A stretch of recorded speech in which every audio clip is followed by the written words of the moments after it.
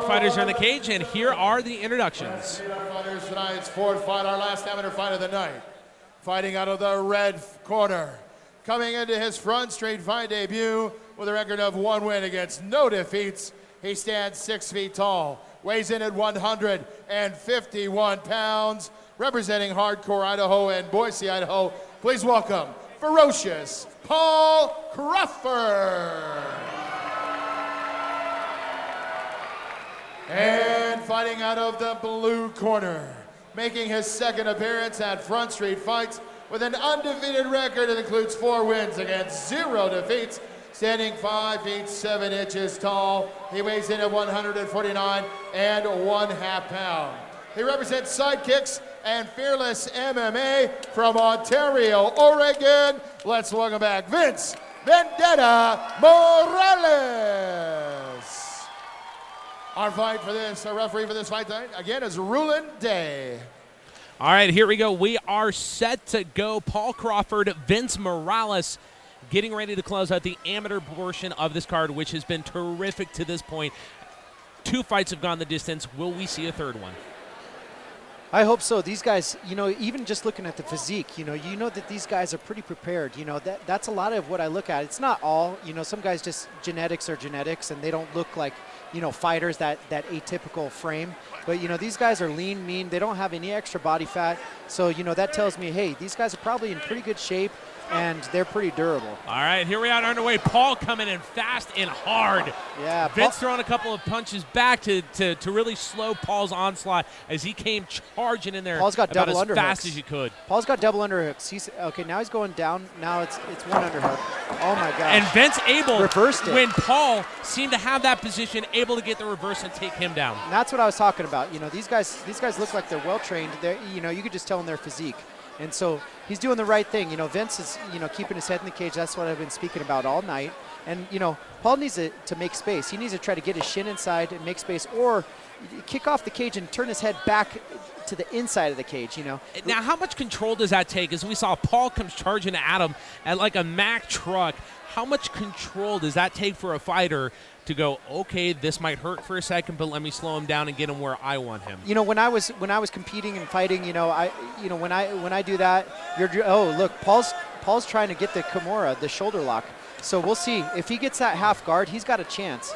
So right now he's almost got a half guard. He's looking for a sweep with that. There you go. Now if he goes inverted, he can actually go for an armbar. And it would be kind of hard to think that Paul could get what he wants being upside down and on his back. And that's why you have guys like me come in here and explain it, because sometimes when traditionally you say, oh, he's on his back, he's in a more of a submissive position, but that's not the case. A jiu-jitsu guy on his back, that's a lot of times where all your attacks are. And we are down to the final 90 seconds of the first round of this 3-round schedule. Vince needs to lock his legs or get the hook in. There you go.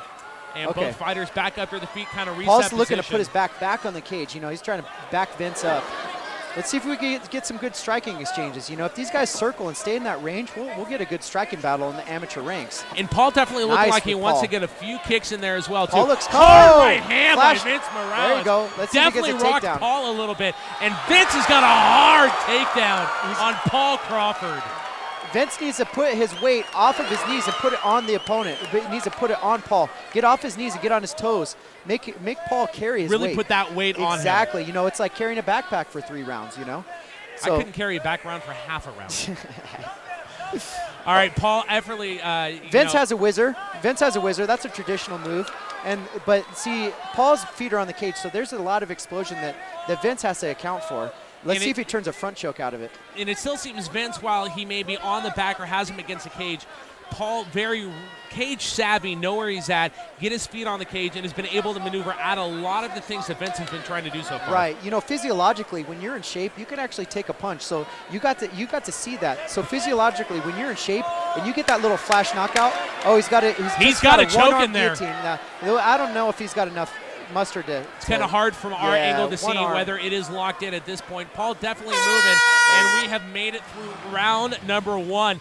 Great explosions by both fighters. Paul off the gate going after Vince. Vince weathers the storm. Vince gets a couple hard right hands in there towards the end there. What did you think of that first round? I thought it was really good. That's really hard to score. Vince was the aggressor, but Oh, there's the Kimura, and this is what he tries. Now, speak to that Kimura lock. We've heard about it. Probably one of the most dangerous locks in the MMA world. What exactly is a Kimura lock? A Kimura is named after a guy named Kimura, and so Convenient. So it's a shoulder lock when the hand is pointing south. Now, when the hand is pointing north, then that's an Americana. So, but in catch wrestling and in submission wrestling. And not in Brazilian Jiu-Jitsu, it's a key lock. Okay, so you'll hear some people say, oh, it's a key lock because a key lock is up or down.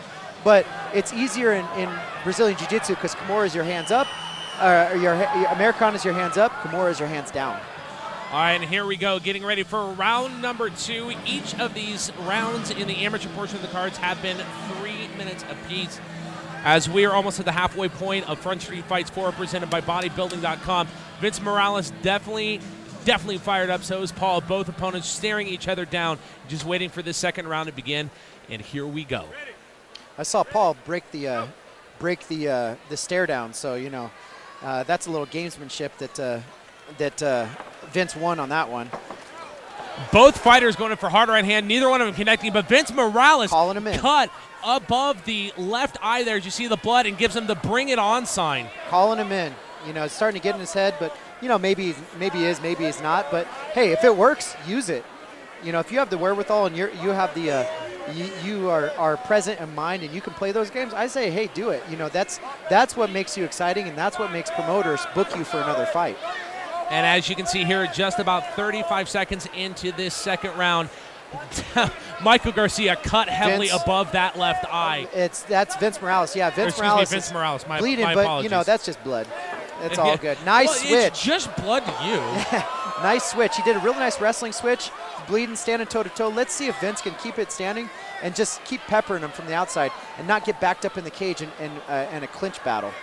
Can blood be a disadvantage, or can it spark some more, some fire within you to really get going? When I bled, nice follow through there by Vince Morales there. Way to roll through what Paul was trying to accomplish. Right. When I bled, it's just like it smells like I don't know, like copper pennies, and you know what's up, and you say, hey, you know what? If you're any type of fighter, you say, okay, I want to make you bleed now too. So it's a good thing, I think. I think it just adds a little heightened sense of understanding of where you're at. Oh, just barely missing with a hard left hand there. Nice punches.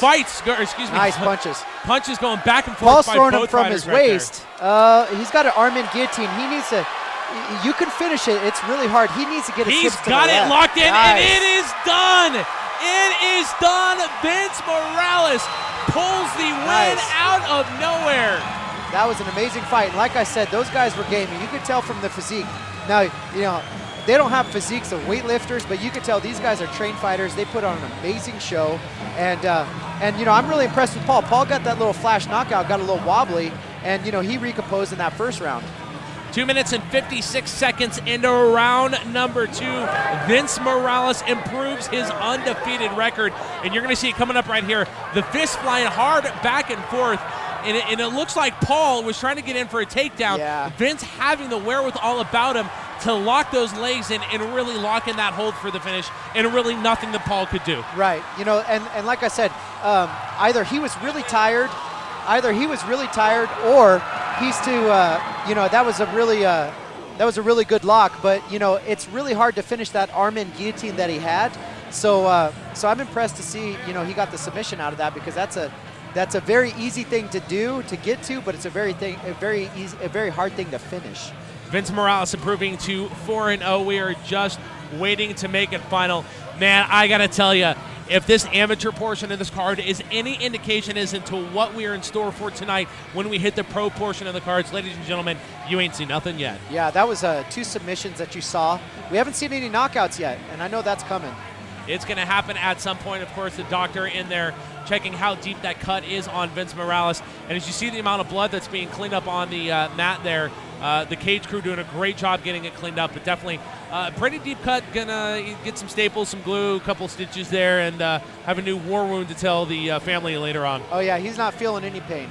All right, here we go with the official decision and a ring announcer, Britt Talbert. Hey, fight fans. I tell you what, was that not a tilt right there between a couple of amateur fighters here tonight? Make some noise for these guys. These were amateurs here giving you everything, and we have a stoppage at 1:49 of the second round by way of tap out. Improving his record to 5-0 from Ontario, Oregon, Vince Vendetta Morales. Correction there on the winning announcement there. Vince Morales improves to 4-0, but probably very soon to be 5-0 the way that fight went down. Yeah, that was